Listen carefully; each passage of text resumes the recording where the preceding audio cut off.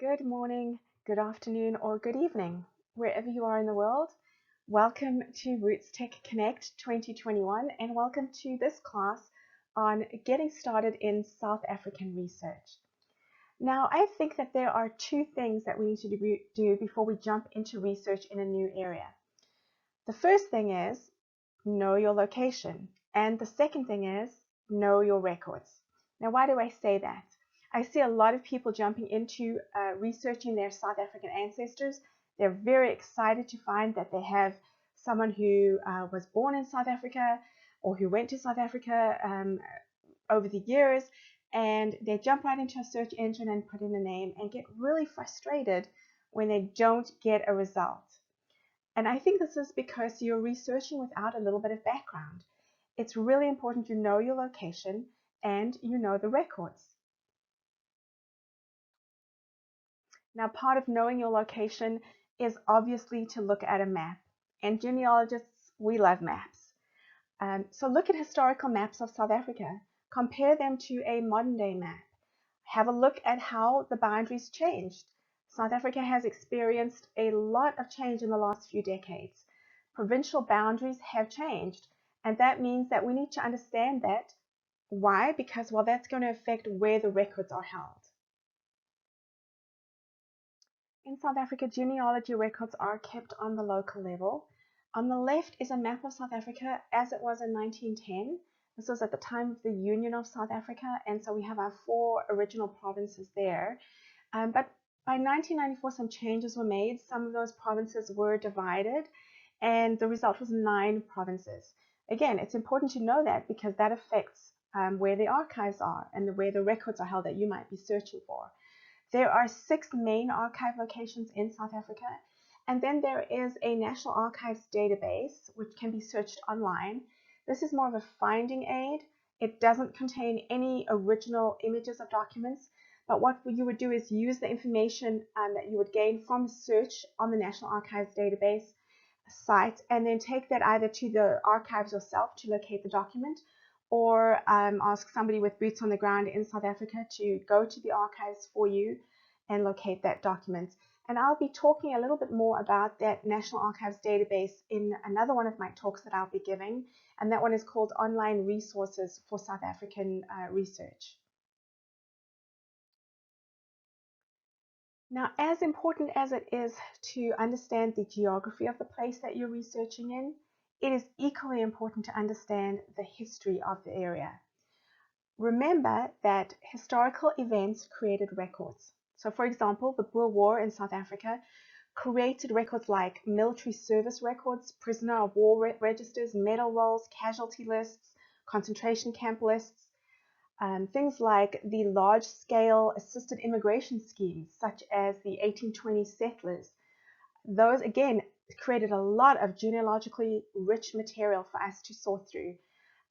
So it's important to understand the events that took place in South Africa. I've included a short timeline in your handout that hopefully will give you an idea. It's just a very brief timeline of some of the historical events that created records in South Africa.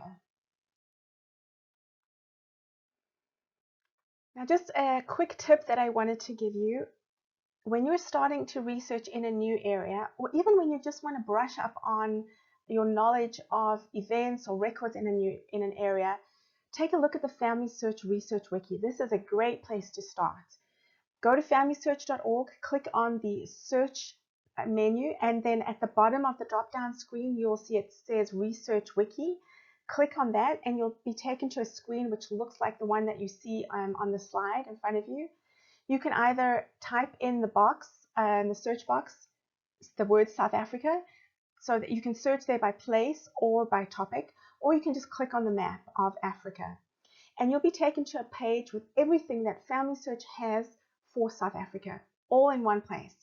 This is always my first step when I'm wanting to get an overview of what's available for a new location that I'm researching in.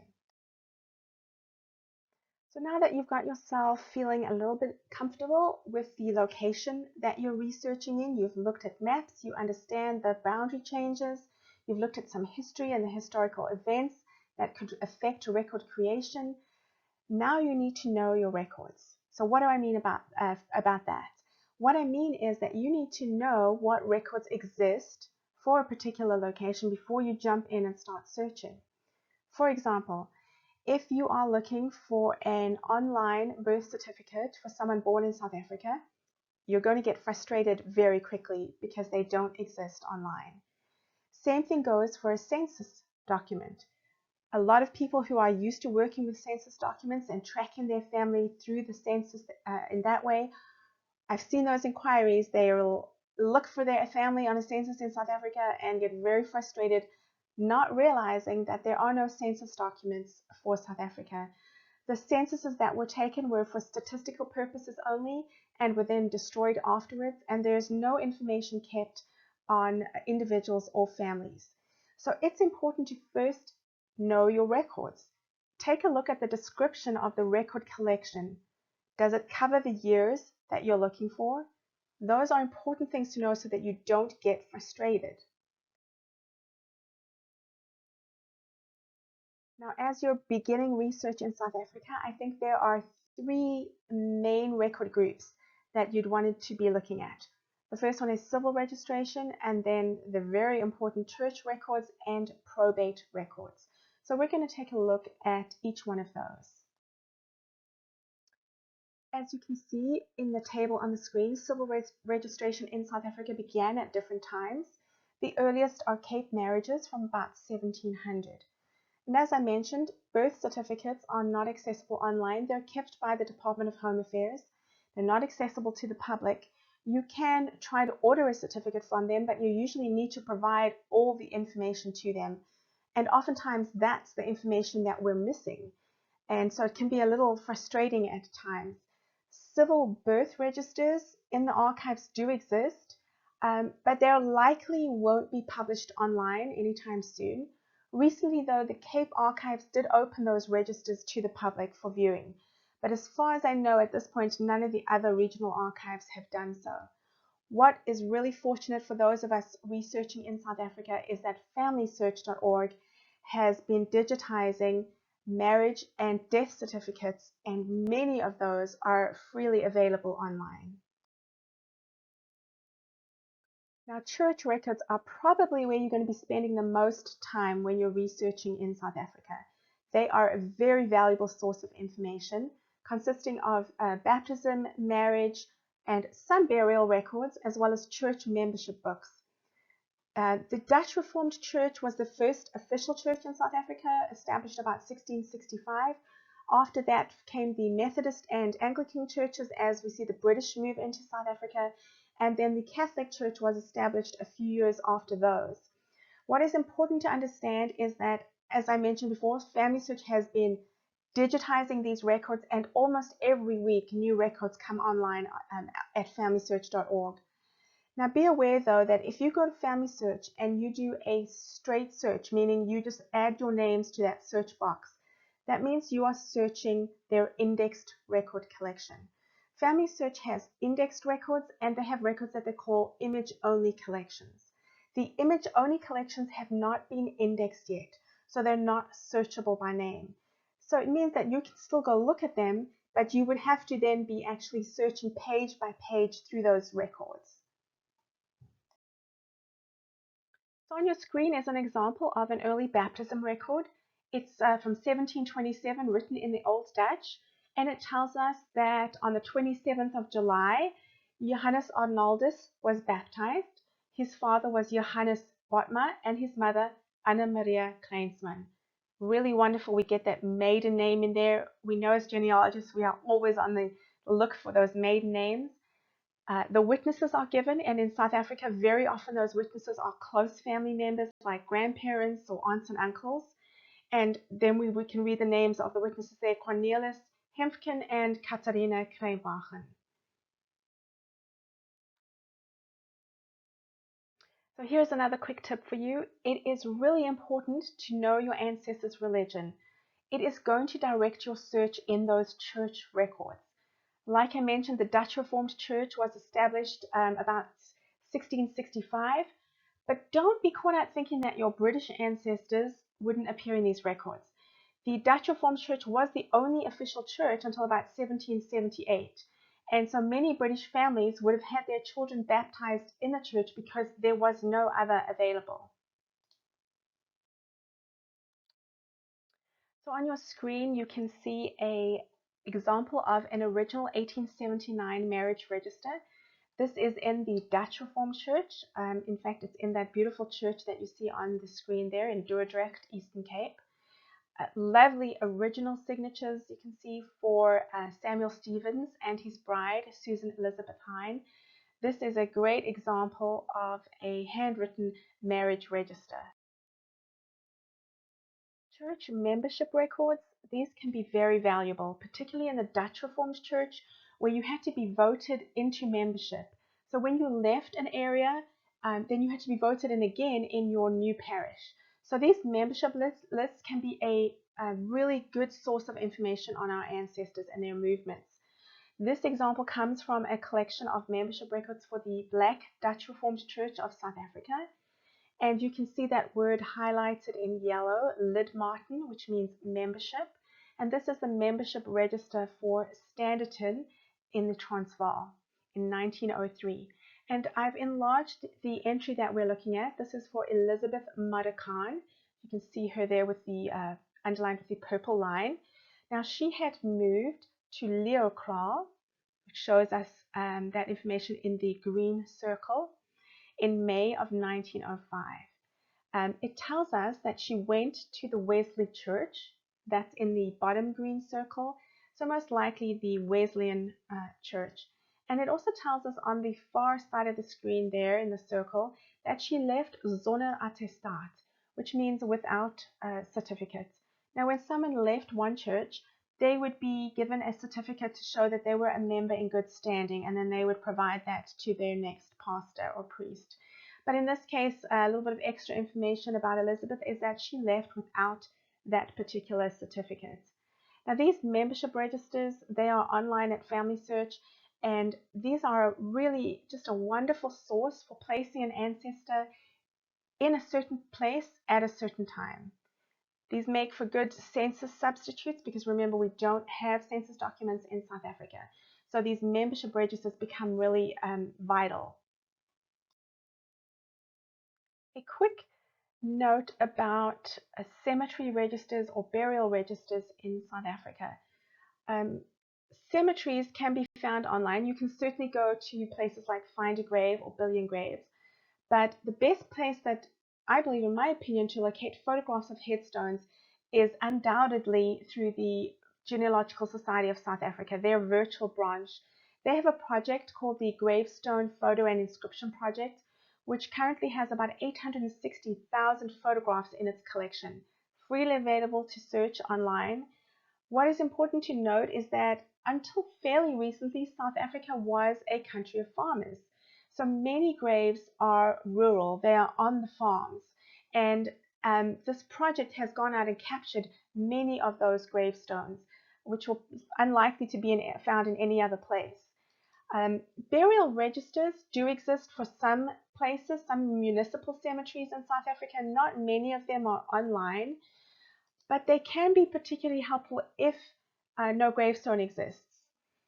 You can contact the cemeteries via email, reach out to them by email or phone, and it just depends on which cemetery as to how much of a response you get. I've had some really good responses from some cemeteries, and I haven't heard back from others. It is a sad state of affairs in South Africa that so many cemeteries have been looted or destroyed, and so this project is just incredibly valuable as it goes out to try to capture as many of these gravestones as possible. It's also why those burial registers become particularly important, because they could be the only resource left when looking for an ancestor's final resting place. So I am excited to share with you what I think is probably the single most useful document that you'll find in South African research, which can be located via that National Archives database that I told you about. And you can see the names of the database there on the screen. The older database was called NAIRS. That's the National Automated Archival Information Retrieval System. So quite a mouthful, known by the acronym NARES. And NARSA, the National Archives and Records Service of South Africa, is the newer database that they are currently migrating all those documents over to. So at the moment, it's important to search both of those.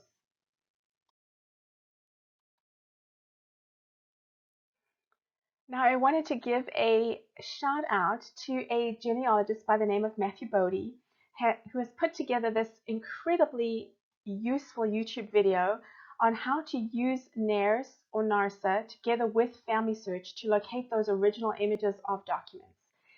These YouTube videos go step by step through the process. It can seem a little daunting at first, but once you've done it a few times, it really does get much easier. So take a look at Matthew Bodie's YouTube channel.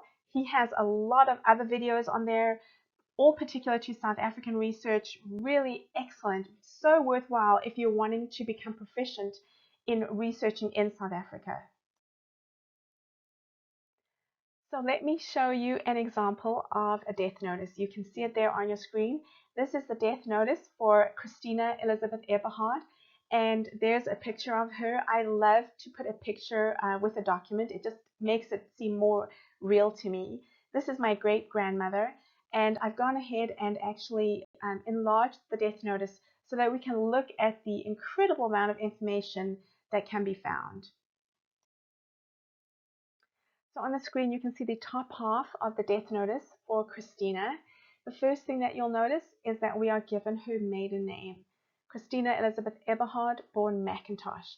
And right underneath that, we get her birthplace and nationality.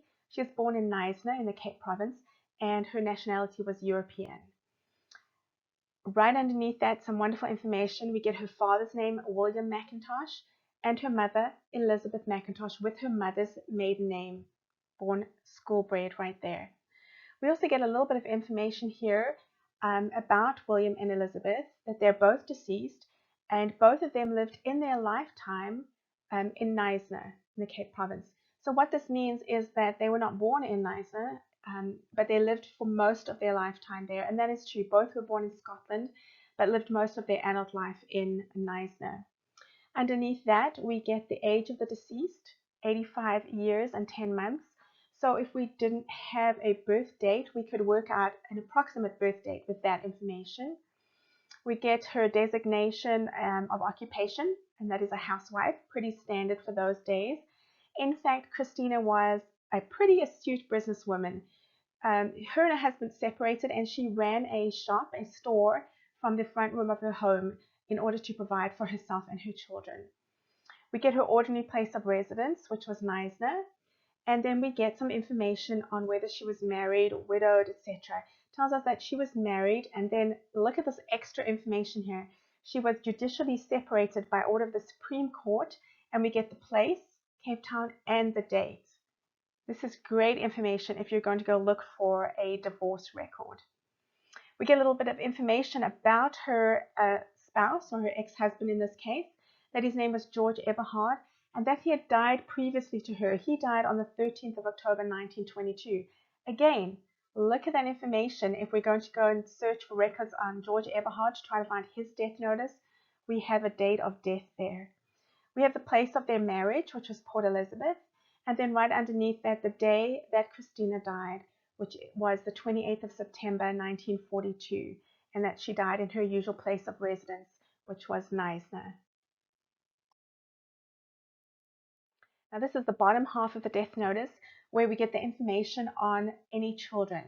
Now Christina had 8 children, and all of them are mentioned right here, and the information given for each child is really amazing. For example, first child, Clara, we get her married name. It tells us Clara Page, born Eberhard, and then we get that she was married in community of property, and we get her husband's name, Frederick Charles Page, and their address. Just great information.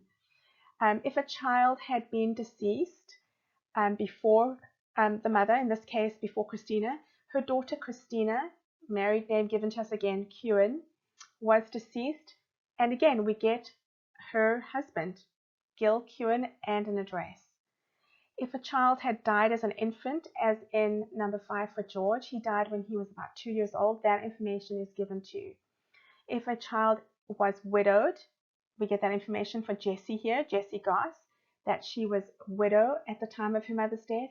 And last of all, Daisy Eberhard, who had not married, and that information is given to us too. And as we move down the death notice, we get information on any property left and whether a will was left. And last of all, at the bottom here, we get the information on the informant. That's the person who provided all of this information. And in this case, it was Daisy, her youngest child, who was present at the place of death. Now, I hope you can see what pure gold these death notices can be. Now, not every person who died in South Africa would have left an estate. Some people who died without a lot of assets would probably not have an estate file. But I have seen many of these death notices and with this amount of information, so it's not overly rare to find one that's like this. We also have to remember that death notices can be, they can have some errors on them, some mistakes. It's secondary information. So in this case, Daisy was providing all this information. And I just have to give a shout out to Daisy because I went and verified all this information, and every piece of information, the names, the dates, the places, was correct.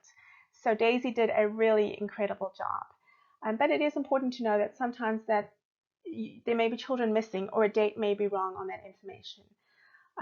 Something else that is important to understand, in South Africa there are two types of death records. So this first one is this death notice, but you'll also find something called a form of information of death. Now that one is more like a death certificate. The only information that it will have are things like the place of burial and the cause of death. That information is not found on the death notice. So the death certificate or the form of information of death is much more brief. You wouldn't get all of this information that we've just looked at. So it's really great if you can get both of those records for an ancestor that you're looking at.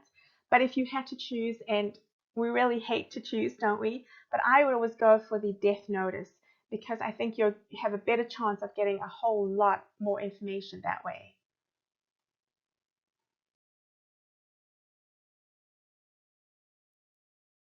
So today we've looked at 3 record groups, very briefly: civil registration, church records, and probates.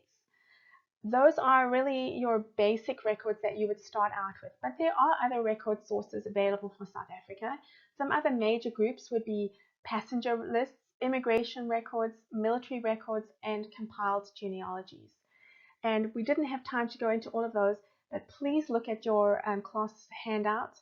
I have put links to all of that information in the class handout where you can go and find those particular records. I've also included a link to a very basic Afrikaans word list. Remember, those very early records in South Africa are written in Dutch and later in Afrikaans. So it's very helpful to be able to have a basic word list to know what the records are talking about.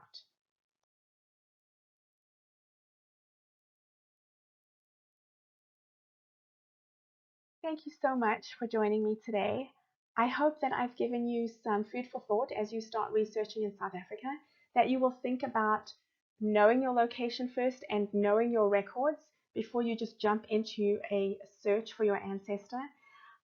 If you have any questions, I can be contacted as you see on the screen there, and I'm happy to answer any questions. Just a shout out to another one of my colleagues, Linda Farrell, who is also speaking on South African research. So go and take a look for her class too. Thanks, everyone.